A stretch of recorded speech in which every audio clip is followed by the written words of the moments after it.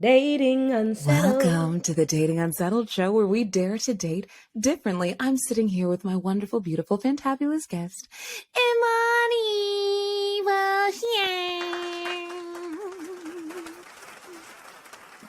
That's enough.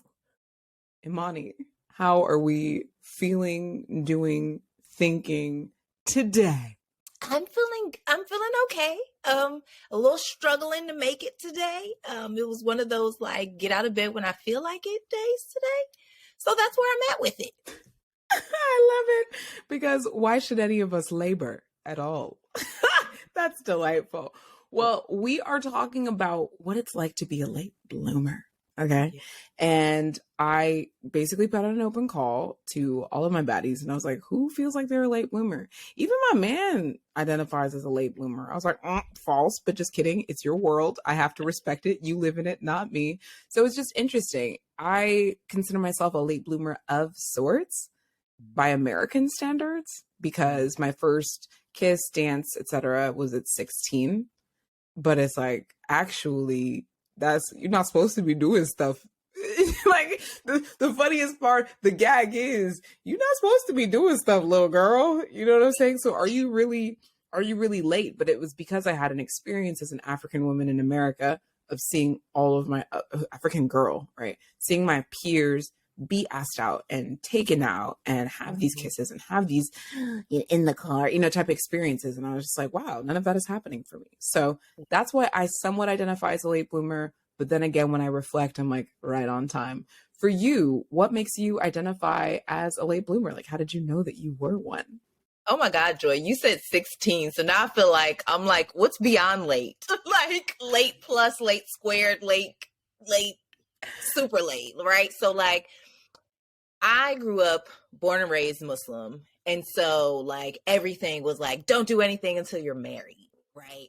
But then obviously, you're growing up and you want to explore the things like you said, you see your friends going out on dates and stuff. But I don't know if it was like because I grew up Muslim that I was like kind of like afraid of boys. So like I didn't even want to be asked out. Like I was like, I like them. This one was cute or whatever. But I was like very like trepid like when it came to being like around guys. So like my first kiss wasn't until I even got to college. Okay, that was the first time I ever kissed a boy. Good. And your first kiss should be your husband. that's done. Great. Girl. So yeah, I consider myself a late bloomer because I was really like, and then after a while I realized too for myself that I was like I was okay with that because I'm like I want to do things when I'm ready. Like, I don't want to feel like a pressure because this person's doing this or all the girls are hanging out or all the guys are doing whatever. It was just kind of like, okay, well, when I feel like I'm ready for these things, then maybe I'll dibble and dabble or figure it out or navigate that. But I didn't do anything until I was ready. Dibble and dabble is hilarious. How do you dibble? How does one how does one dibble in dating? Okay. And what for you was like your early dating experience? So like what type of dater were you after that first schmooch? You know what? It's funny because the first mooch was like the last mooch. It was just like a guy that I was just like, I want to experience this. Okay. Want to see what kissing's like. Let's see. Yeah. I didn't Let's really see what like kissing is like. Let's get in there. What you didn't like him? Oh. Yeah, it wasn't like a recurring kiss situation. It was just kind of like, oh, interesting, thanks. And so you went home and you said, the control for this experiment has been established. When lips meet, saliva is exchanged. Currently examining whether or not I have strep throat. Specimen to arrive tomorrow. You were really. Now I know what dibbling is. Yeah, dibbling that was is. You were just trying to just get you were just scientifically experimenting. Poor thing. Yeah, I'm sure that was the kiss of his life. Was he black? Yeah, for sure. Oh, okay. So I was gonna say because when they don't have the lips and they be like they be like they don't they gotta suction like a Hoover vacuum. So I was gonna say that's gonna be the richest kiss of his life. But yes, okay, good for him. I went to HBCU, so thankfully, plethora of black men. But my early dating experiences was really just movies, dinner, or like somebody coming to your like on off campus apartment, you know what I'm saying? Yes, the visit. Oh, Hanging out, listening to Neo, that kind of raising a glass to do do do want to, but I can't help it. I love. And you were across the dorm room, like, yeah, absolutely, making googly eyes. So that was like so my 100%. first dating experience was in a very like, collegiate type of way where it's like everybody That's know cute. everybody, but you try to kind of keep it as private as Yeah, possible. everybody's trying to keep it under wraps, but like literally, we're all sharing diseases. Yeah, absolutely. Yeah, pretty much sharing diseases and each other.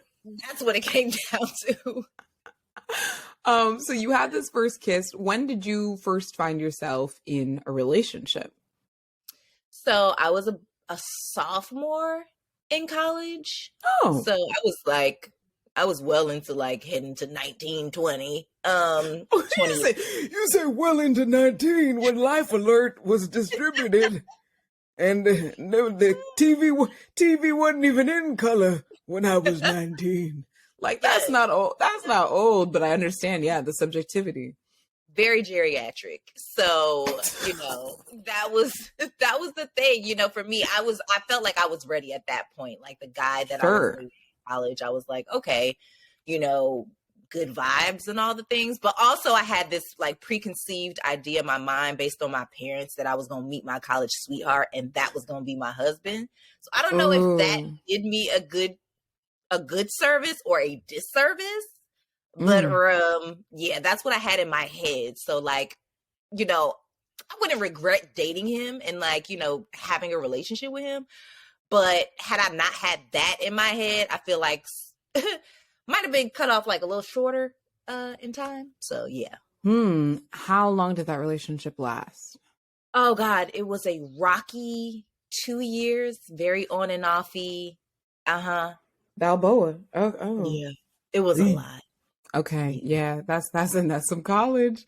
Do you have meta emotions about being a late bloomer? Like, do you have a feeling about the feeling? So do you go, I was a late bloomer and I'm happy. I was a late bloomer, I feel guilty. I was a late bloomer, I feel left out. Like, is there anything for you that bubbles up from kind of stepping into commitment later than the people around you? Before, like when I was a kid, I felt like, self-conscious about that. Like, oh, I don't look like the other girls or, the guys aren't approaching me like the other girls or whatever the case may be. But like I said, in hindsight and like now as an adult, I think to myself, like I was ready. Like I was ready to engage in the kiss, the dibble kiss. I was ready to like, date, in college, you know what I'm saying? And so in hindsight, I was like, you know what? Nobody got to influence that decision. I was ready when I was ready. So I feel good about that and knowing that, I made decisions, at a later stage in my life than other people, but I was better for it because I felt like, I was ready to embark in that journey, versus doing something prematurely and just, I don't know. So yeah, I feel okay about that. I love that. You got to settle in whatever your experience was because you don't get to redo it. Okay, I have a bit of like a almost voyeuristic so for me, I definitely had friends that were Muslim, right? But in terms of dating interactions, it was usually with other Christians or non-Christians, right? You know what I'm saying? So, on Sunday would be some Christ has died, and then next day it'd be like, we were nuts. We were psychopaths. So I don't know what it was like for the Muslim girls. Like y'all culture and the religion, can present just like Black culture can present very conservatively and modestly. But what did or does the dating scene as a Muslim woman look like for you? So for me, I would say I was a little bit more rebellious than your average Muslim woman. Like I was like, well, look, okay, I don't know what I'm supposed to do, Allah. What? You got all these men out here? You said this hijab ain't stopped. Nah. Listen, because let's be candid, okay? People think that like, oh, guys don't approach Muslim women, they have hijab, they're afraid of it. Absolutely not. They gonna approach you, they gonna get your number, all the things, okay? So, I mean, for me, it was just one of those kind of things where I'm like, okay, this is the reality. Like, I'm a woman and attracted to who I'm attracted to. Like, y'all want me to wait for marriage, but the reality is I don't have the tool to be anybody's wife. So what am I supposed to do in those building blocks? I don't know how to iron. You know what I'm saying? Like, where's ironing? Taxes? How much? Nobody taught me nothing about preparing a meal. I'm eating Lunchables at 22. Why are we expecting me to be a wife? Yeah, you weren't a wife. You were a student. You were young. Ramen noodles. You were a young ting. Okay, that's what it was. You were ting. Yeah. For me, it was just like one of those things where I'm like, well, I'm gonna date. You know what I mean? And even though like Islamically, that's not a thing. Based on the Did you say Islamically? Islamically, like that's not in Islamically. Yeah, Islamically. Islamically, that is a real word. You're inventing words. Stop it right now. I'm looking it up. I don't even believe you. Islamically. Yes, Islamically is in the. Okay, wait. Tell me why. I look up the word Islamically. The first thing to come up is a Wiktionary. I ain't never heard of the Wiktionary in my life. Not dictionary.com, but the Wiktionary. And the Wiktionary defines Islamically as Islamically in an Islamic manner, in a manner relating to or comporting with Islam. That's just, it sounds like some slang to me. I'm a wordsmith. I know, I'm telling you. You are a writer, and this is hilarious to me. I'm just like, how did this whole term? So do people say Judaically? Christianly? That's a good question. I've never heard Christianly, and I'm Christian. Yeah. Atheistically, not that because a word exists for Islam, it has to exist for everybody else. But that is funny to me. Okay, I learned a new word today. Please, y'all educating me. Hey. It just meaning like based on Islamic principles, you know what I'm saying? Like dating is not something like you don't even really court. It's kind of like, there's always an intermediary, in between, like a parent or, somebody who is overseeing this whole thing between the guy and the girl, you know what I mean? But all of it is always leading to marriage. And for me, I'm just like, that just skips a bit of steps, like of just like really getting to know someone or just like seeing if you even like them really or whatever. So for me, I kind of like sidestep, the dating someone, preparing for marriage, and just date it just to experience, being with a guy and that whole, dating, and what that was like. And in addition, like learning myself, as a person in this whole forum of being a couple. How did that sort of dating imanically, how did that work out with the parents or aunties or uncles that you might have had like in your life who are like, like her dating her dating situations are supposed to be overseen? Did you just pull a straight, like, look, don't ask me no questions, I won't tell you no lies, and just everybody's, minded their business, which is a dream world? Or did you ever have any run-ins, and like, how did you handle that? So I've always been like, first of all, I'm a Sagittarius, so but I'm a Sag too. Yes, Sag gang. So I'm a bit of a rebel just by astrology, but for me, I was always transparent. Like my dad is really amazing where, my dad's not a tyrant, like just because he believes and follows his faith and strongly believes in the doctrine. He was never like, you're going to hell or whatever the case may be. Like he had met boyfriends, you know what I mean? Like he was introduced to boyfriends and things of that nature, because I mean, ultimately I was raised by my father. You know, my dad wasn't like, you know, absent and whatever. Like my dad was very much present in my life. So, you know, I wanted his opinion, or at least like for him to feel safe in knowing like this person that I was dating or around, that he could feel comfortable, you know, and maybe he had some discernment, you know, in his fatherly wisdom and, you know, and over his years that he could see like, okay, this person is a little shifty or whatever the case may be. So I was always very like upfront about not necessarily everybody I was dating, but typically like if I was you can't introduce them to everybody. It's not everybody that can meet mom and dad. Not everybody. Yeah, you ain't bringing everybody home. It's just that's just nah. Nah. You know, and the ones that did make it, it was very few. Sure. You know, I was very open about that, you know what I mean? My dad just kind of had like, he kind of compartmentalized things. So it was more so, okay, you're dating this person, but that don't mean that dude finna be your husband. You know what I'm saying? So it was kind of like that. Like that's how he treated it, and that's how I treated it. I love it. I love that it became so easy for you to just kind of introduce. What unsettles you the most about dating? Like today? What makes you just keeps you up at night? So I'm actually, you know, I've been married for like 7 years. So now I'm like a new fish in the pond now these days. Welcome back. You know, TikTok is the worst place to go if you're dating. So don't do that. I did that to myself and ended up on the dating side of TikTok. Oh no, the dating side of TikTok will tell you gotta sit with your legs. You know what I'm saying? Cross like this. And it will also tell you that you got to have your nails need to be red in order to remind him of his mother and grandmother, a comforting presence. Have you seen the red nail theory?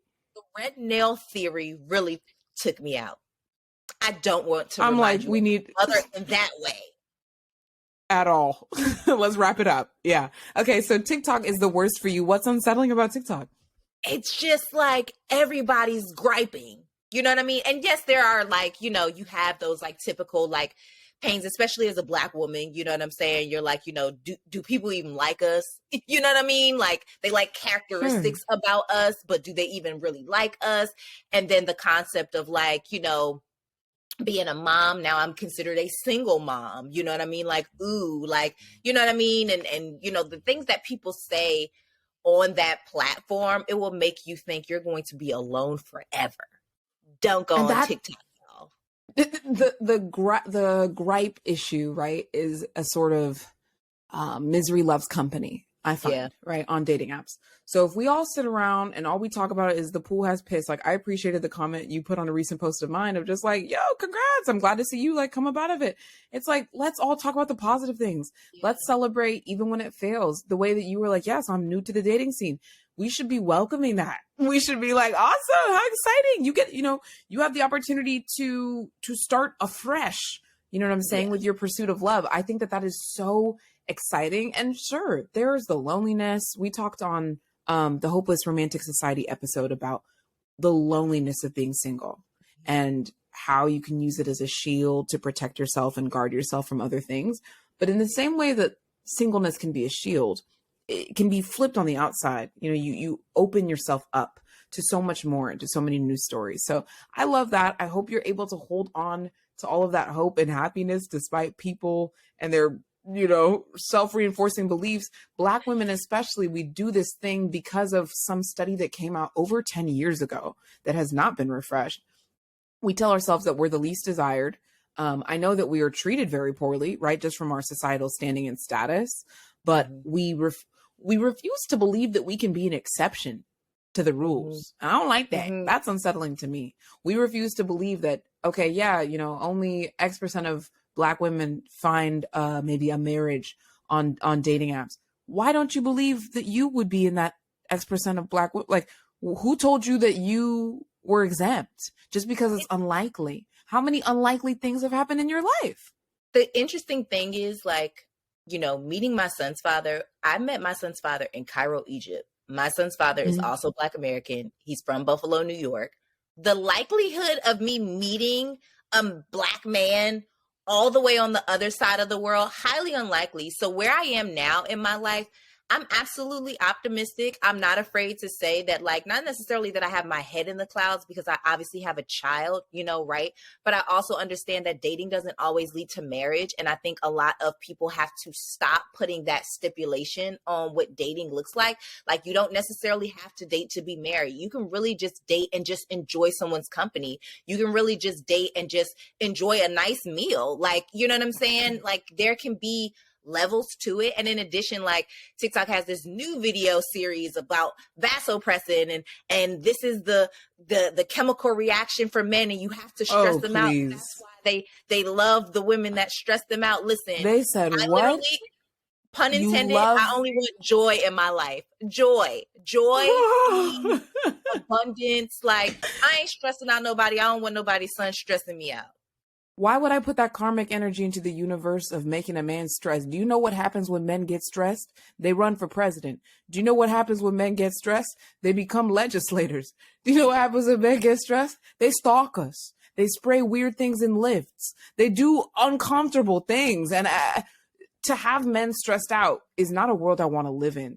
And this kind of tit for tat also unsettles me now that you bring it up. I'm like, I'm fired up. The tit for tat of like, they do this to us, so let's do this to them. The antagonistic. What are you setting up for yourself? Also, the subtle. I think we don't like mind games. Like, we complain about narcissism. That became like one of the buzzwords, right? Gaslighting and narcissism. Yes. And we, you know, as a society, we have to all, you know, when it says like, do I say I stand for all women? Like, I don't like some of you girls. Some of you are very dumb. Do you remember that? That meme? I think that we don't like mind games. So why are we encouraging each other to play mind games? And if you're playing mind games, you end up in a relationship that you gained through those games. So now you need to maintain through those games. And people just don't realize that. The last thing I want to ask you, since, you know, you do seem pretty optimistic, so I think you're a great voice for the unsettlers to hear, is how does your faith affect your outlook? And I don't mean like your Muslim faith, unless that comes in, but just your general belief about human determination. You know, how does it affect what you think is possible for you? So I've had moments and like bouts with, especially now that, you know, I am a mom, I do have a son, of like, oh, will somebody find me desirable and still like be someone who can be in my life with me in this role as a mother, right?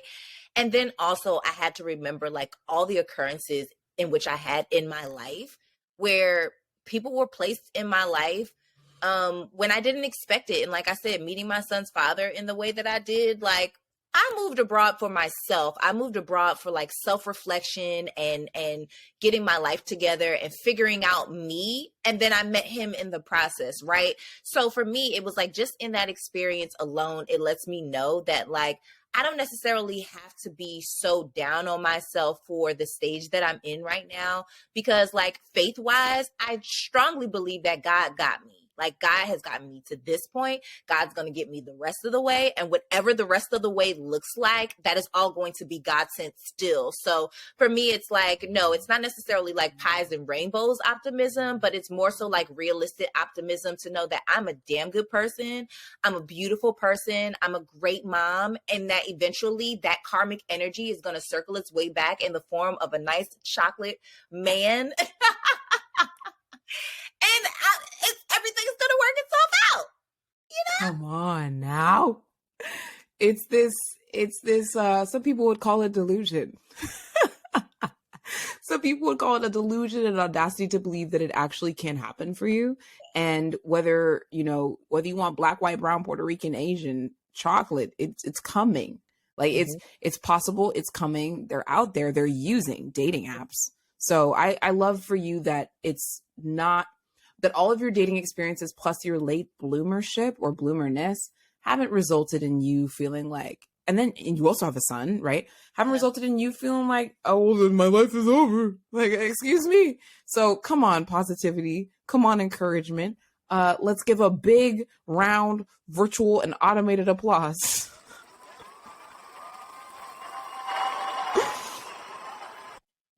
Dating Unsettled. Okay, we are going to get into one of my favorite parts of my show, As we wrap up, let's hear a few words from the Hall of Fame. You get to hear directly from the men that I dated. What was their experience? For this one, we have another glorious voice note. I'm just going to play it. I have not heard it yet, so you get to react to it with me. You ready? Okay. So what was for me about our date? Not to make a lame pun, but you're an absolute joy to be around. You have a very attractive energy, a kind spirit, you're super intelligent, funny, and it's really easy to get lost in a moment with you. When I expected to be 1 or 2 hours for a date, ended up being closer to 5 or 6, just ha-ha, kiki, and learning about each other and playing games. So, top tier date right there. Now, what wasn't for me?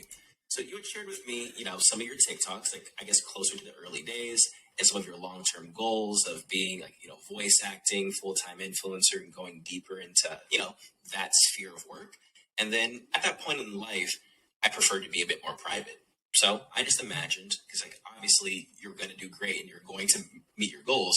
I just didn't think I'd be compatible for the day to day, since I don't really want to be in the limelight, and you will for surely, with your talent, you'll be there. So I just thought it was a compatibility thing on the day to day, even though I had such a great time spinning with you. But yeah, that's my answer. Dating Unsettled. Would you I like look at that? that. Oh my gosh, I can't hear you anymore. Wait, Uh-oh. I need to come back. Baby, come back. You can blame it on me. That was good. I actually like that. And I hear that often. And I have heard that often because I started my career in broadcasting and I travel a lot and, on air personality, been on TV and stuff like that. And a lot of guys are very similar in either one, they say that they're intimidated, or two, that the compatibility is a bit off because they don't want to be in the limelight. For me, I describe it as like, you can just be Stedman. Like, I'm be Oprah, you can be Stedman, and we can still do this thing, Have we seen Stedman? Have we seen Stedman's bank account? We her and Stedman said not Stedman, he doesn't say anything. But Oprah said a while ago that she loved the pandemic because she said she saw nobody for a year or something like that. And I just love that somebody tweeted like that includes Stedman. like it's nice to have some no, but it's nice to have some separation. It's nice to have some separation from who you Yes. are and what you want to pursue in life from your partner. But at the same time, I kind of love that this person who seems very insightful about how things went down was just like, nope, I immediately knew, that wasn't going to be it. And sure enough, right as they said, like my career took off and things got very public. My decision to be public about being in a partnership was very much like choice, and my partner's choice also, because I was like, babe, like we don't need to do couples account. We tossed around the options. I was like, we could. That's like a thing that I think some people would be interested in. It's something I see people definitely making a bag off of, but at the same time, that's not a priority, and I've also seen that ruin relationships. So for me, it was not a priority to do couples account. The web series Hard Launch was just my idea of how I wanted to share about my partner, and it developed like on a phone call with him. So I wasn't sitting there like, oh, I have a partner that I can't wait to plug into this slot, and then we're going to do couples content together, and then it's going to be this. Like, that was not the vibe at all. I like to be seen independent from my partner, but I'm also proud of who I'm with. So it's just nice to like, I eventually ended up in a situation that was just the right balance of, I have a guy that is private. He does not want to build a public social following at this time. He's got, industries in his work, engineering, athletics, that completely do not relate to like being an online personality. I love that. I love an online girlfriend, offline boyfriend. And I thank this Hall of Famer for their contributions. DM me your dating stories on Instagram at Dating Unsettled. I want to know how it's going for you. See you next week. Dating Unsettled.